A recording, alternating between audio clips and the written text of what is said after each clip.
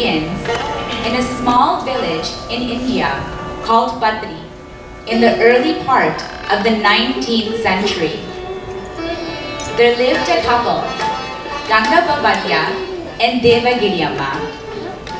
Ganga Bhavadya was a boatman, while Devagiri Amma was a kind, devout soul who devoted her time to worshipping God in the form of Parvati. Ganga Bhavadya paid homage to the form of God he loved most, Lord Shiva. They were a devoted but childless couple. One evening, a fierce storm broke out over Badri, and Ganga Bhavadya hurried to the riverbank to strengthen the moorings of his boat. During his absence, an old man took refuge from the storm in the veranda of Ganga Bhavadya's house.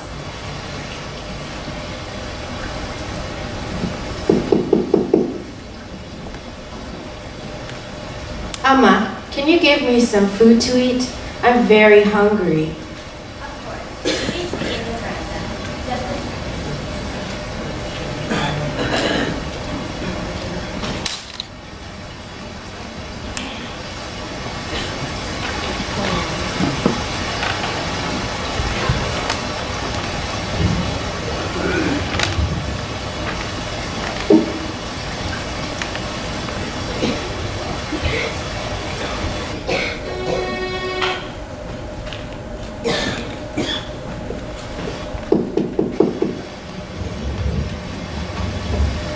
Amma, can you massage my tired feet? I've been walking all night in this storm. Just a minute, please.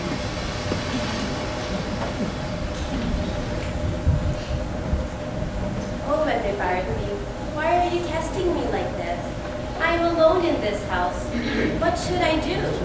Do I serve him or do I refuse? Devagiri Amma went in search of someone who could be engaged to render this service, but nobody seemed to be available. Again, there was a knock on the door. Dear lady, you have come to my home looking for help. I was not there at the moment, but how may I help you now? Yes, this way, please. Thank you, Mother Bharati, for answering my prayers.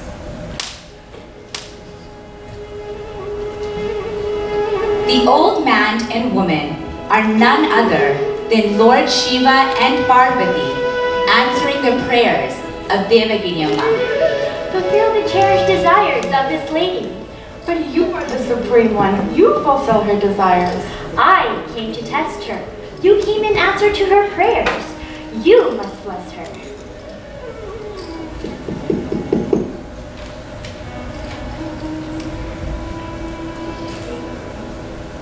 Dear lady, we are very pleased with you. I will bless you with a son to carry on your family name and a daughter to be given away in marriage. Devagiri Amma, I am very pleased with your devotion. I shall be born as your third son.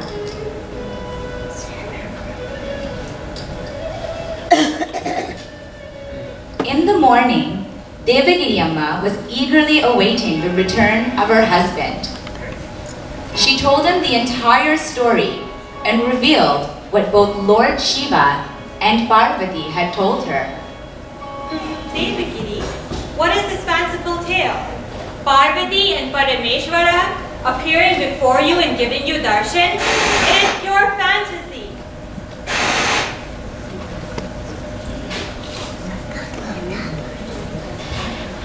As the years passed, Devagiri Amma and Ganga Bhavadya were blessed with a son and a daughter.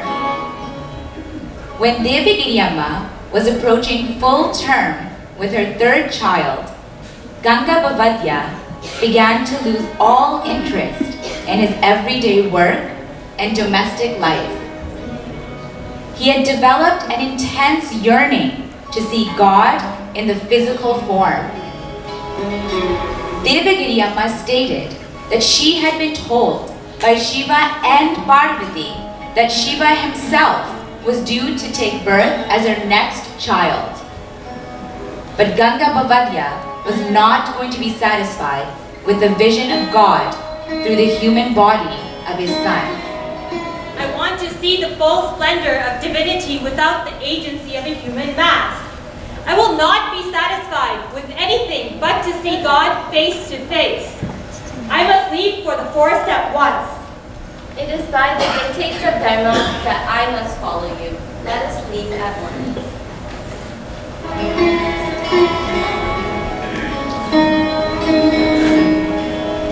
When the couple left for the forest, Devagiri Amma was in the 9th month of her pregnancy. While in the forest, she delivered a boy. Wrapping the baby in a piece of cloth, she left the baby under a banyan tree and continued to follow her husband. A Muslim woman who was passing by heard the cry of the baby and discovered the child under the tree. She looked for the mother and father of the baby, and after not seeing anyone, she took the child with her and named him Babu. When Babu grew into boyhood, his foster father had died, and the woman was left alone to take care of him. But Babu's activities caused her great concern. Allahu Akbar. What is wrong with your son? He is worshipping a lingam in our mosque. He is a disgrace. Oh, that's nothing. He's reciting passages from the Quran in our Hindu temples. Please, control your son. Please, forgive him. He is only a child, and he does not know what he's saying. By these acts, young Babu was trying to show the unity of both the religions to the people of the village, but they did not yet understand. Due to his strange actions, when Babu was 4 years old, he was taken to an ashram for orphans run by a sadhu named Venkusa. Venkusa instinctively recognized Babu as an incarnation of the Lord. So it was with great delight that he welcomed him into the ashram. This caused the other boys in the ashram to become jealous of Babu, as Venkusa was very fond of him. One day, out of envy and jealousy, one of the boys threw a brick at Babu.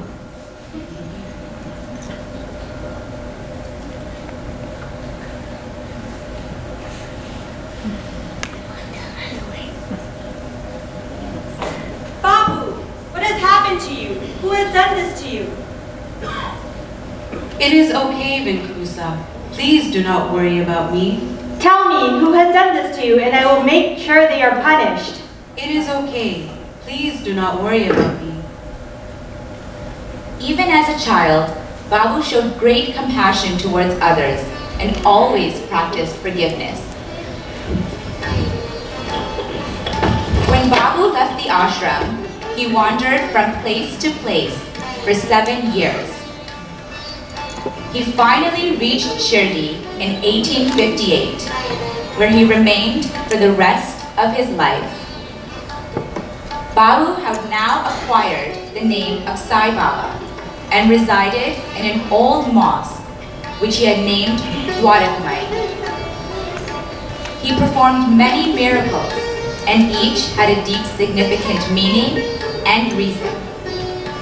One day, Baba encountered a wrestler in the village. Baba, I challenge you to a wrestling match. Are you prepared to fight me? As you wish.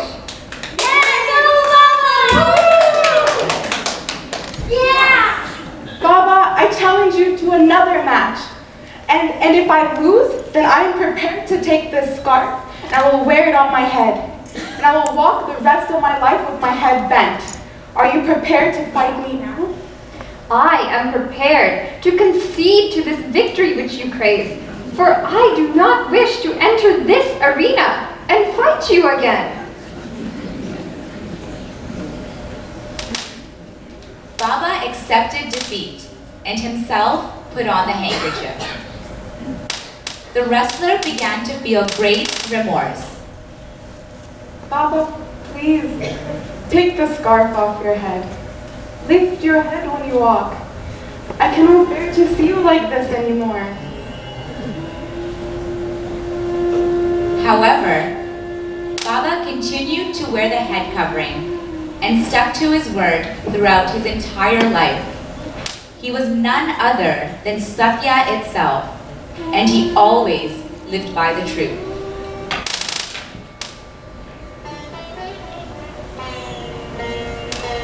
While Baba was in Shirdi, he had lit up a fire by his yogic powers, and it was always burning in Dwarakamai. The fire was called Duni, and the holy ashes emerging from it could cure incurable diseases.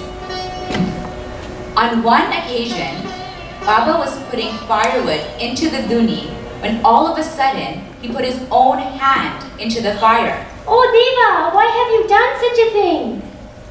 A blacksmith's wife was tending to a fire in a neighboring village when all of a sudden her husband had called to her, and in her haste to get up, she forgot about her baby in her lap, which fell into the fire.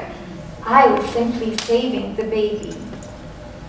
The devotees are astonished by Baba's reasoning and remain quiet. 2 days later, a letter arrives. Baba, a letter has arrived for you. Please read it. Baba, I salute you. I am a blacksmith and your humble devotee. This morning, my wife was working at the bellows when I called out to her. My wife got up suddenly, and our child, who was lying in her lap, slipped and fell into the flames.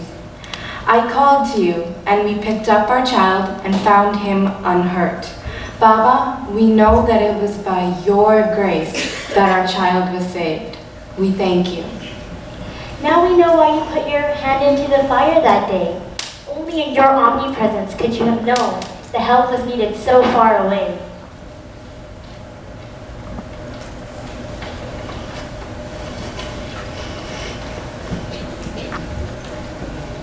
Perhaps one of the most spectacular exhibitions of Sai Baba's phenomenal powers was witnessed in 1886. He had taken on an attack of asthma from a devotee and announced that to rid himself of it, he had decided to go into a state of deep meditation. You must protect my body for 3 days. And if I do not return at the end of that time, you must bury me in that field over there and mark my grave with 2 flagposts.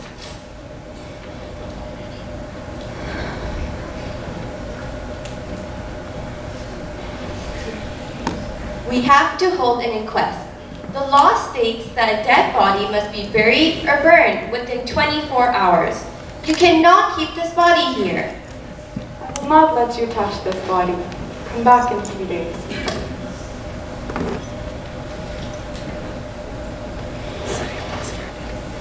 At the end of 3 days, Baba resumed breathing and came back to life.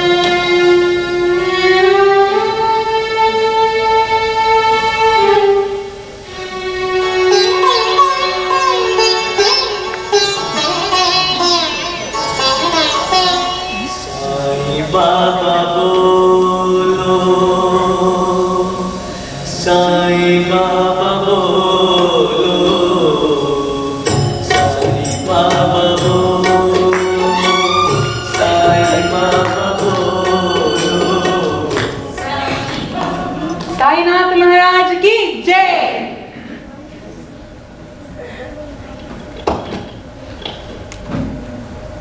There was a very close devotee named Lakshmi Bai who loved to prepare food for Baba.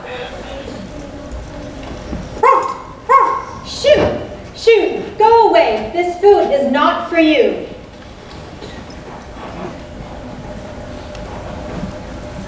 When I had tried to eat, you would not let me. I will not take this now. I do not understand what Baba is trying to say. I will prepare food for him again tomorrow. The next day, as she was preparing the food, the dog returned.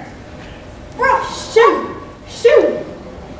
And again, she chased it away. When she offered the food to Baba, he also turned her away.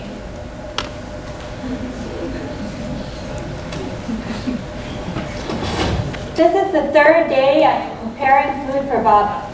Hopefully, today he will accept it. Oh, this pest of a dog. Maybe he's hungry, and I should take pity on him and give him something to eat. Here you go.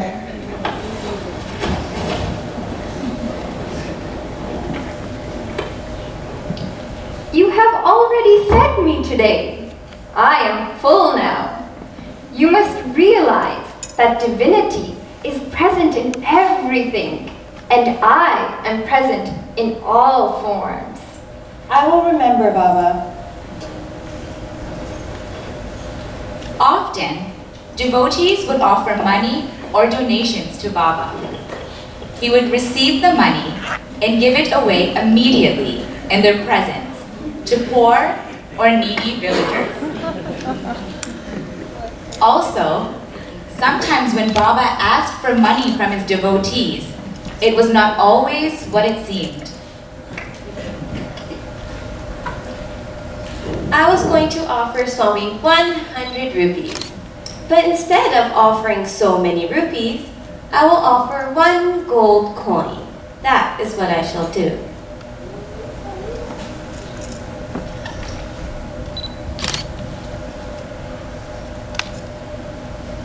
How is it that I have not seen such a coin before? It is a gold coin, Baba. I do not want this. Give me the money in rupees so that I am able to distribute it to those in need. How much is this coin worth anyways? 80 rupees, Baba. Pradhan, you have to give me 20 more rupees. I do not understand, Swami. First, hand over the rupees and then think about it.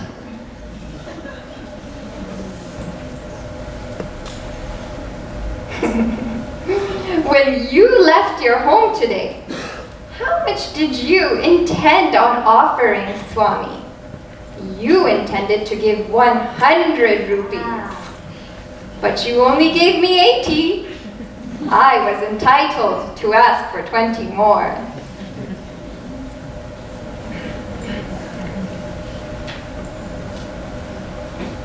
Give me an offering of 6 rupees, please. But Swami, I do not have 6 rupees. No, Swami is not demanding any money from us. He is asking for us to surrender our 6 inner vices of lust, anger, greed, pride, envy, and delusion. This is correct.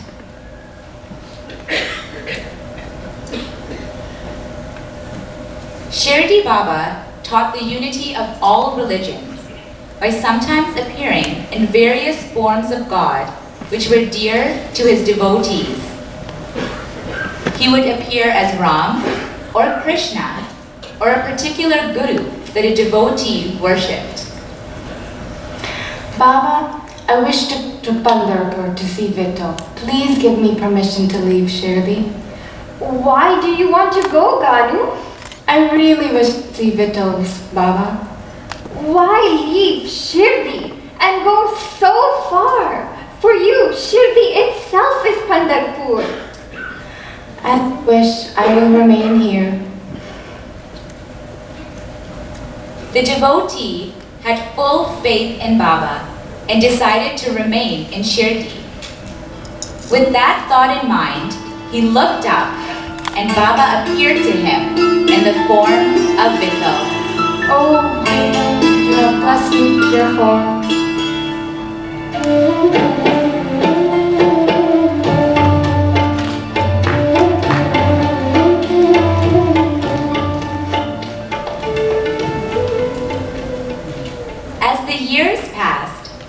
Baba's fame began to spread widely. There were unending streams of visitors who began to visit from all over India. One day, a devotee who was quite wealthy came to see Baba. Baba, I would like to construct a hall here for you. You came in my dreams 2 weeks ago, telling me to build a stone building with a central hall for Sai Krishna. When can you begin? May I begin now? Yes, of course. And when it is complete, we shall live in it. I am so fortunate to be given such a great opportunity. Thank you, Baba. Before the building was complete, Sai Baba felt very ill. He had been sick for a few days, but those around him did not realize the severity of his illness. He called one of his closest devotees. I am going to present you with 9 coins. Thank you, Baba. I will treasure them forever.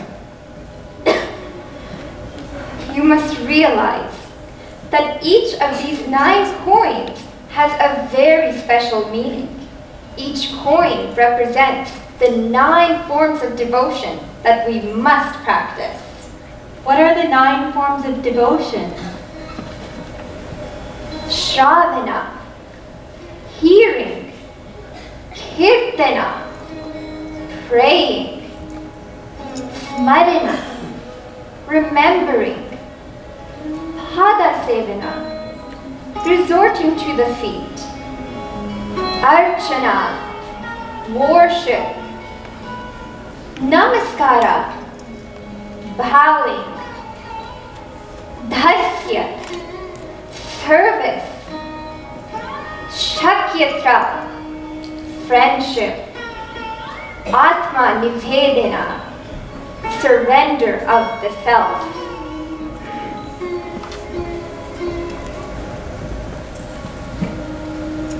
Later that evening, Baba's health worsened. Abdul,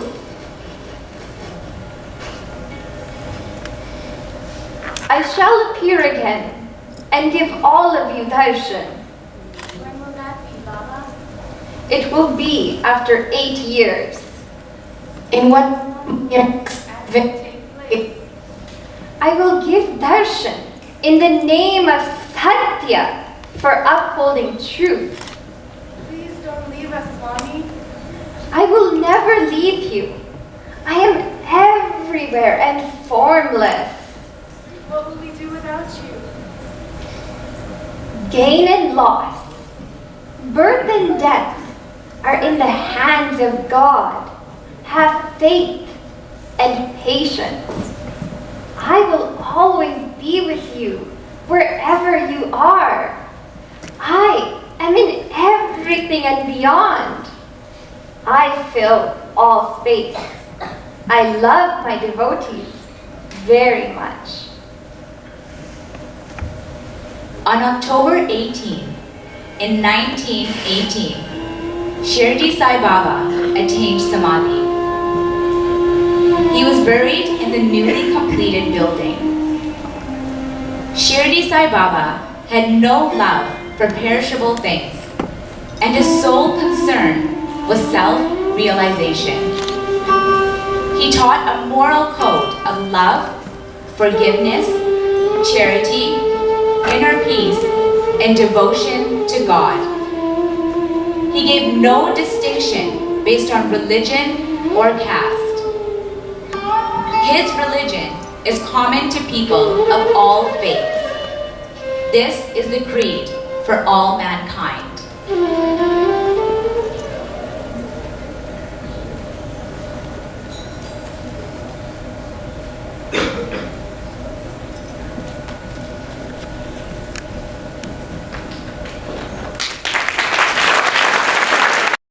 Years later, in the small village of Puttaparthi, a young Ishwarama was lifting water from the well.